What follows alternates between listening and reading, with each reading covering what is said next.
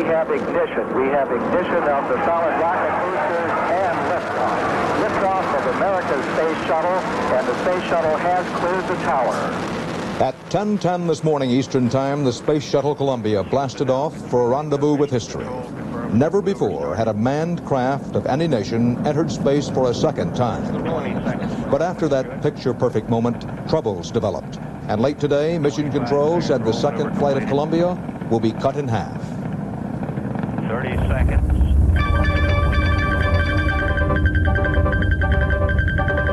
From around the world and from CBS News headquarters in New York, this is the CBS Evening News with Dan Rather. Good evening. After last April's historic and nearly flawless flight of Columbia, it was easy to forget how complicated and experimental the space shuttle is, and what a trouble-plagued ship it has been.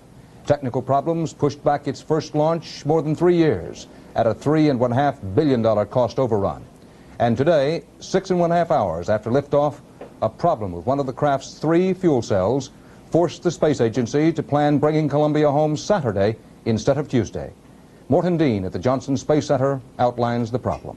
NASA is saying any decision to bring the shuttle back home early is a precautionary measure. In theory, the Columbia could remain in orbit for the full 5-day mission and return home safely with only 2 fuel cells operating normally. With me is astronaut Paul Weitz. Paul, are the astronauts in any personal danger now? No, they are not, Mort. Any danger would be associated with a problem with fuel cell number 1, and we have gotten around that by shutting down and completely inerting that fuel cell. Well, what was the danger?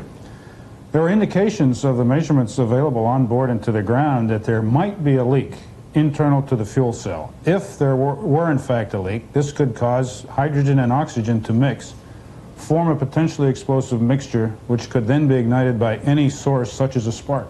Possible explosion? Yes, possibly. No danger now? No. Why not bring the astronauts home right now? Why wait? Well, this is one in a series of test flights, Mort, and we want to get as much out of it as we can. There are certain significant tests that we want to conduct on the orbiter, its systems, its thermal characteristics, and we want to get those behind us so that we can press on with this test program with the next flight. NASA's saying it's worth the risk of losing another fuel cell or 2 to get these tests in, then, on a shorter mission. That's correct. That's considered an acceptable risk. Some onboard activities will be moved up. That's correct, Mort. Especially some of the thermal tests on the orbiter. Paul, it's worth noting that the 3 fuel cells on board this shuttle flight are brand new. NASA says that all 3 fuel cells are improved versions over those that were on the first flight of the shuttle. Morton Dean, CBS News, Johnson Space Center, Houston. The second try at this mission began with the traditional breakfast for the crew. That turned into something novel, a birthday party for astronaut Richard Truly, 44 today. It was the beginning of a day to be measured not merely in scientific terms or economic terms, but a day to be measured in human terms, too. Lives at stake, the drama of high risk. To ensure your satisfaction, you have thoroughly checked your engines, filled your fuel tanks, changed your tires, checked your generators and electrical system. There was in this nervous jesting a call for safety, a call for a successful mission. It would take astronauts Joe Engle and Dick Truly 2.5 hours to go from breakfast to the craft, and from there another 2 hours of careful preparations and checking by the flight planners. At any moment, their flight could have been called off. The launch director, George Page, always counseling caution. It's been a hard one. Watch all your data, but we're going to do it right. Do it right. The thousands of men and women of this American space team considered and adjusted detail after detail until the details totaled millions. They considered and adjusted every detail with precision, in the hope, in the end, to have done it right. At stake, a piece of history, a mission to reuse a manned spacecraft. It has never been done before. At stake, the lives of 2 Americans who, if all went well, would travel for 5 days, 4 hours, and 10 minutes, 158 miles above the Earth, and land their craft back on United States soil. During the final 9 minutes of the count, a countdown clock hold can be requested by the NASA test conductor. and there was an unexpected last-minute hold while engineers went through some last checkouts. Then the countdown continued. The engines ignited. The Columbia thundered off pad 39A. Minus 3, 2, 1. We have ignition. We have ignition of the solid rocket boosters and liftoff. Liftoff of America's space shuttle, and the space shuttle has cleared the tower. Houston now controlling. Mission control confirms roll maneuver started. Unlike last week, they had taken their time, done the launch right. Minutes later, they dropped off the rocket boosters and external tank on their way to orbit. Confirm good solid rocket booster separation. We'll be talking with you over the States at 4 hours and 35 minutes. Okay, Dan, we'll see you there. Once in orbit, the crew completed the crucial opening of the payload doors along the top of the spacecraft to let heat escape. But soon after that, the fuel cell problem changed the plans for the first working day high above the Earth.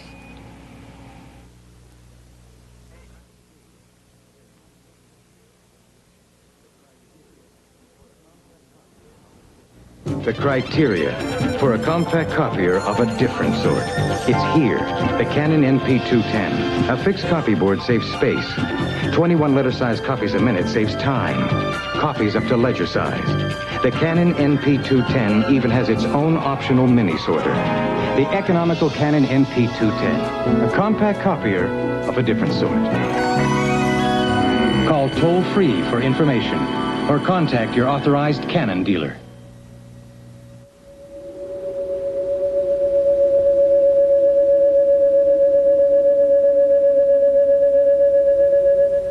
You know, you can stop an air leak for pennies with duct tape. This whole roll costs less than $2.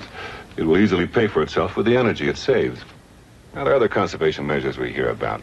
The question is, will they pay for themselves with the energy they save? If you'd like more information, it's in the Conservation Payback Book, free from Shell. Come to Shell for answers. David Stockman, architect of President Reagan's budget-cutting program, today offered his own head on the chopping block because of frank and critical comments he made to a reporter about budget and tax cut matters. Stockman's offer to be cut from the team came during a one-on-one White House meeting with President Reagan. But, as Leslie Stahl reports, Mr. Reagan refused to drop the axe. The question all day at the White House was, can Stockman survive this? Will he be fired? After apologizing to the president for what he now says was a grievous error, Stockman, nearly choked with emotion, held a news conference. During the meeting, I tendered my resignation. I did so because my poor judgment and loose talk have done him and his program a serious disservice. In our meeting, I told the president that I would not permit my own careless rambling to a reporter to stand in the way of the success of his presidency or the credibility of his program. At the end of the meeting, the president asked me to stay on the team. I am staying on because I believe even more deeply that the president has charted a sound, constructive course. I am grateful to the president for this second chance. Before their meeting, the president at a dedication ceremony was terse when asked about the Stockman incident. Officials said later that he was really angry. When I leave here today, I'm going back to have a meeting with Dave Stockman. That's all I can tell you. My visit to the Oval Office for lunch with the president was more in the nature of a visit to the woodshed after supper. He was not happy about the way this is developed, and properly so. He was very chagrined. Then Stockman repudiated one of the damaging impressions of the article, that he had lost faith in the president's economic theories. I absolutely believe that the supply side theory is workable. One official said that the president is satisfied that Stockman can continue to advance his policies. However, on the request of Vice President Bush, Senate Majority Leader Howard Baker did a quick survey of the Senate today, and sources say reported back that it would be very difficult for Stockman to stay on since, quote, he is no longer credible. Officials here admit privately that Stockman is on probation. Leslie Stahl, CBS News, the White House. The president's decision to keep Stockman has brought immediate opposition from several ranking Democrats, and even one Republican has joined in the chorus tonight that Stockman should have gone. Well, if he's expected to sell the program in Congress, he cannot be come up here as a credible figure. I think the president should have accepted his resignation. I think that the president will have a very hard time dealing with the Congress and dealing with the country and dealing with the budget as long as he has in charge of that operation a man who has confessed to poor judgment, indiscretion, and loose talk. Even Republicans supporting the president's decision saw some short-term damage. I think it's a correct decision. I talked with, saw Dave Stockman this morning at the White House, and I think he probably would rather that article had not appeared. There's an old saying, to err is human, to forgive is divine. The question is, can Stockman regain credibility in Congress? If today's Senate Budget Committee hearing is any indication, it will be difficult for Stockman to be effective again, for it was clear today that Senate Democrats will be waiting for him. Stockman's admissions in this article are absolutely devastating. I would simply say there is nothing immoral about a con man repenting from his economic philosophy. I really thought for a long time he was long on style and pretty short on substance. I realize in this town that once somebody appears to be bleeding, that we like to rush and to see things bleed a little bit more. I suspect that the real motivation of a lot of people who are pouncing has nothing to do with the Atlantic article and everything to do with the fact that he has led the charge for changing the basic direction in this government. There is no question that Stockman has a major credibility problem here in Congress. But for the Reagan White House, the issue is much bigger than Stockman personally. It is that many members on both sides of the political aisle are now finding a credibility problem with Reaganomics in general. Phil Jones, CBS News, Capitol Hill. Led by New York's Chase Manhattan, several major banks today cut their prime lending rate half a percentage point to 16.5%. That's the lowest for that key interest rate in almost a year. The Commerce Department reported today that retail sales fell 1.5% in October, their biggest slide since April. The worst decline was in the sale of new cars. Well, it took a presidential remark and a high-powered snipping of red tape, but 3.5-year-old Katie Beckett will finally get to go home. The little girl had been a victim of encephalitis and a catch-22 in the Medicaid program. Although she is well enough for home care at a cost of about $3,500 a month, Medicaid would only pay to keep her in her Cedar Rapids, Iowa hospital room at a cost of more than $12,000 a month. On Tuesday, President Reagan cited Katie Beckett's case as an example of what's wrong with government. Today, Health and Human Services Secretary Schweiker waived the Medicaid rules to pay for home care, but in Katie Beckett's case only.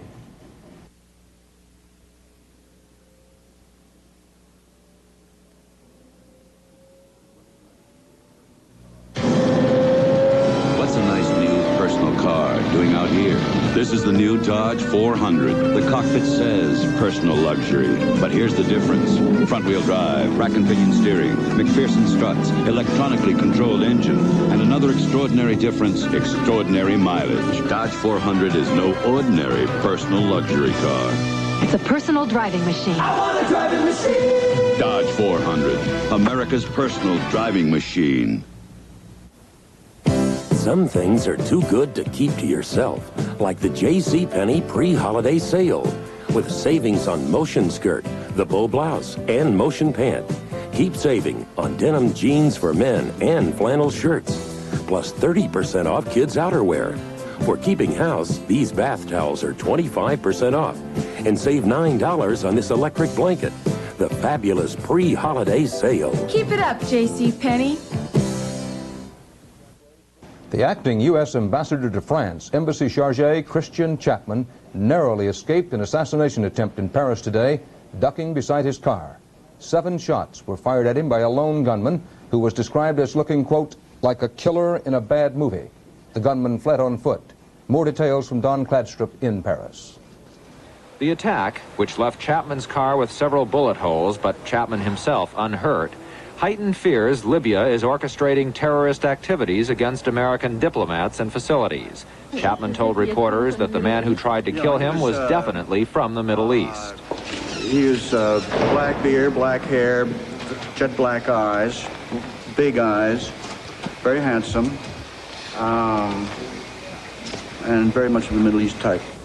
Except to say he did not think the attack was personal, Chapman refused to speculate if a Libyan connection was involved.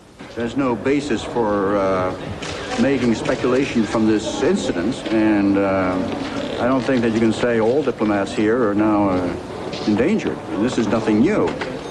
We've had ambassadors shot and killed in many places. Did the embassy increase security after that report that there might be attacks? We've been for some time at a heightened level of awareness regarding security. Before the attempt on his life, there were no guards in front of Chapman's apartment. There are now. Don Cladstrup, CBS News, Paris. Appearing before the House Foreign Affairs Committee today, Secretary of State Haig implied Libya's Colonel Gaddafi was to blame for that assassination attempt on the American diplomat, though Haig emphasized the incident is still being investigated. We have no further information other than to underline once again that we do have repeated reports coming to us from reliable sources that Mr. Gaddafi has been funding, sponsoring, training, harboring terrorist groups who conduct activities against the lives and well-being of American diplomats and facilities. We will clearly investigate this attempt with all the vigor we can and in collaboration with the host government, who is equally concerned. Discussing Central America, although pressed hard by several Democrats on the committee, Secretary Haig refused to say the United States will not take military action against Cuba or Nicaragua. Can you provide this committee and this Congress with an assurance that the United States is not and will not participate in or encourage in any way direct or indirect effort to overthrow or to destabilize the current government of Nicaragua? No, I would not give you such an assurance. Haig pointed out that President Reagan said this week there are no plans to employ American forces anywhere in the world. But when asked if he would deny plans for a military blockade aimed at keeping Cuban weapons from being shipped to Nicaragua, Haig again refused. I'm not prepared to say anything of the kind. Haig conceded that perhaps there has been too much loose talk lately about nuclear war policies, and it's hurting relations with America's NATO allies. Have we been as sensitive as we should be to this emerging concern in Europe? The answer is, and I'll be frank with you, no. I think there's been too much talk. I think it's time that talk terminate. As everyone in the room was well aware, two people have been doing most of that talking lately about limiting nuclear war to Europe and demonstrating its danger by exploding a nuclear weapon. One is Secretary Haig himself, and the other is President Reagan. Robert Pierpoint, CBS News at the State Department. In Cairo today, 24 persons were indicted in the assassination of Anwar Sadat. Included in that group are the 4 Muslim extremists who are charged with committing the actual murder. All 24 could receive the death penalty. Also in Cairo, Egyptian, Israeli, and American negotiators ended 2 days of talks on Palestinian autonomy with a strong endorsement of the Camp David Accords, which they called, quote, the only viable path to Middle East peace. At a meeting with the negotiators, Egyptian President Mubarak announced plans to visit Israel sometime next year. Some 200,000 Polish farmers and workers abruptly ended their 22-day-old wildcat strike in a western province today after the government warned the job action would jeopardize talks with the Solidarity Union. However, 250,000 other Poles continued wildcat strikes throughout the country in protests over Poland's economic troubles.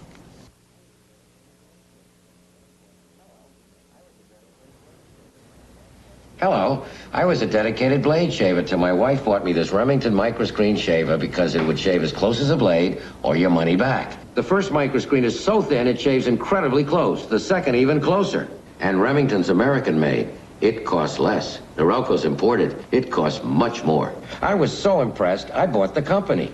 The Remington microscreen shaves as close as a blade, or I'll give you your money back. And the Lady Remington, the perfect gift, also with a money-back guarantee. For whatever you need, take the first step. The Bell System Yellow Pages. For the food after my baby walked down the aisle. For the photographer who told us all to smile. We took the very first step. For this chauffeur limousine. And a honeymoon that's simply a dream. We took the very first step. The first step puts you steps ahead, saves time, money, energy. So let your fingers do the walking. It's the very first step. The first step. A former Green Beret went on trial in Fort Collins, Colorado today. The prosecution charging he is a hired killer for the Libyan government. The defense claiming he is a forgotten patriot. It is a trial that has raised the question, just how widespread is the Libyan connection? Gary Shepard reports. Fears that Eugene Tafoya's life is in danger prompted authorities here to impose heavy security precautions as his trial got underway this morning. Tafoya's name is believed to be on a hit list issued by former CIA agent Edwin Wilson from his base in Libya. Police have been warned by federal agents that John Dutcher, an ex-Marine and a man associated with Wilson, may be on his way to Colorado with orders to eliminate Tafoya to keep him quiet. The defendant is accused of the attempted murder of Faisal Zaghali, a Libyan dissident and an outspoken critic of Libya's dictator Muammar Gaddafi. In his opening statement to the jury, District Attorney Stuart Van Maveren said he will prove that Tafoya came to Fort Collins 13 months ago to kill Zaghali. Authorities believe Tafoya was working as a hitman for the Libyan government hired by Wilson. Defense attorney Walter Garash told the jury that Tafoya, believing he was working for the CIA, was only delivering a message to Zaghali, that there was no plan to murder him. But the defense may have a difficult time convincing the jury of that. A tape-recorded telephone conversation between Tafoya and a former Green Beret identified as James Clinton Dean will be introduced as evidence later in the trial. Taken from Tafoya's home at the time of his arrest, the recording includes a discussion of a firebombing Tafoya carried out against a former Wilson associate in Canada, and quotes Tafoya as asking Dean for more work. Do you know anybody that should quit breathing permanently?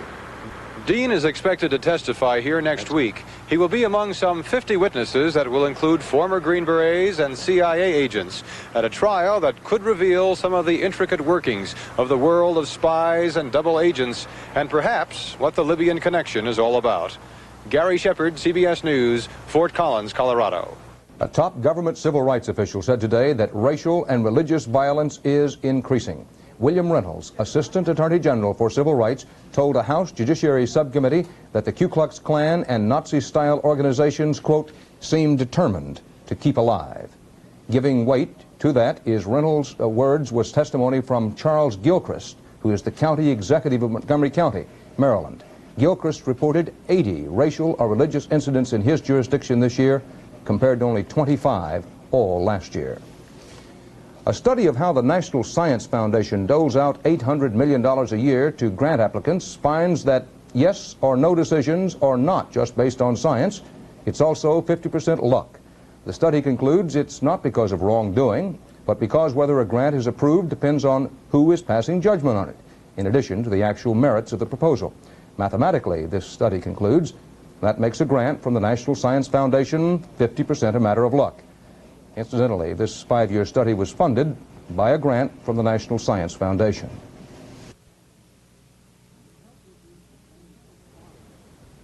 To help reduce dependence on foreign oil, Conoco is forcing more oil out of America's old fields. This Texas field originally held 93 million barrels of oil.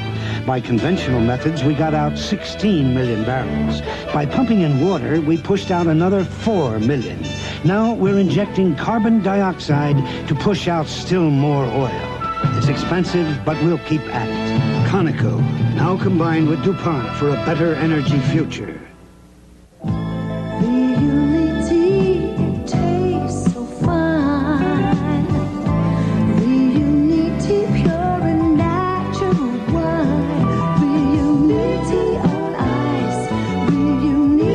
So nice.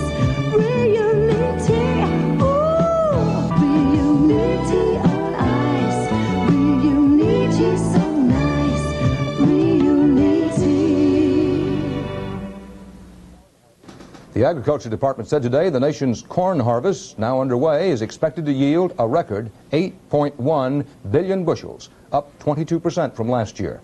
Drought and severe heat held last year's crop to 6.6 billion bushels. Corn is this nation's largest grain crop. The old Norman village of Twyford, population 394, is nestled in the sheep farming countryside of southeast England, an area where almost nothing ever happens. In fact, in most of the region's villages, time appears to have stood still. But that's not the case in Twyford, and therein lies the problem, as John Blackstone tells us. The battle over the bells of St. Mary's has been raging in Twyford for 4 years.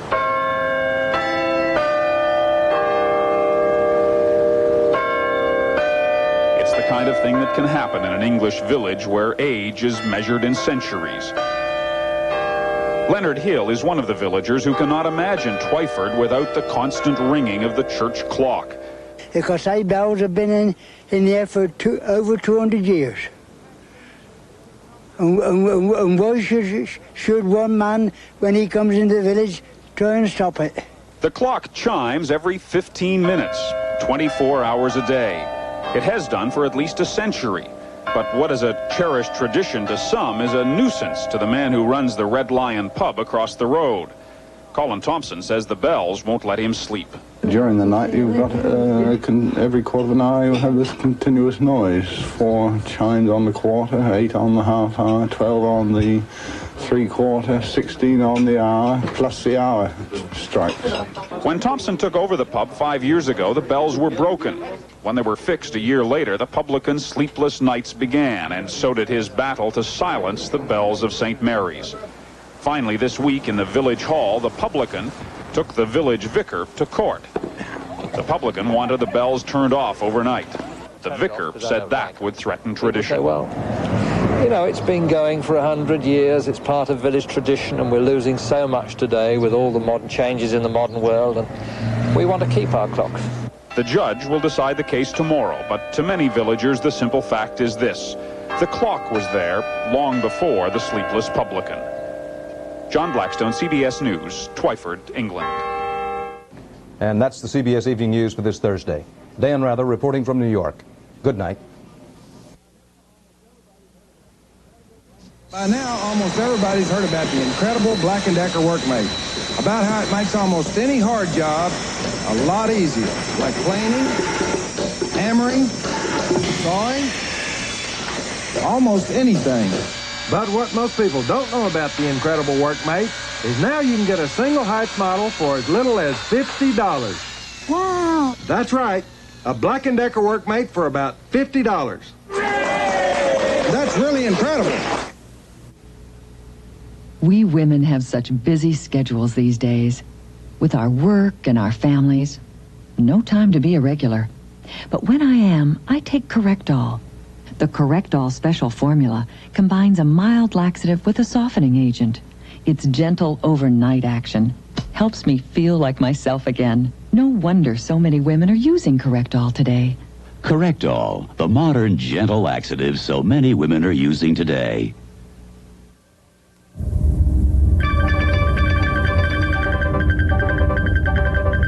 From around the world and from CBS News headquarters in New York, this has been the CBS Evening News with Dan Rather. A profile of Averill Harriman and more coverage of the flight of the Space Shuttle Columbia tomorrow on Morning. This is CBS. Criminal justice.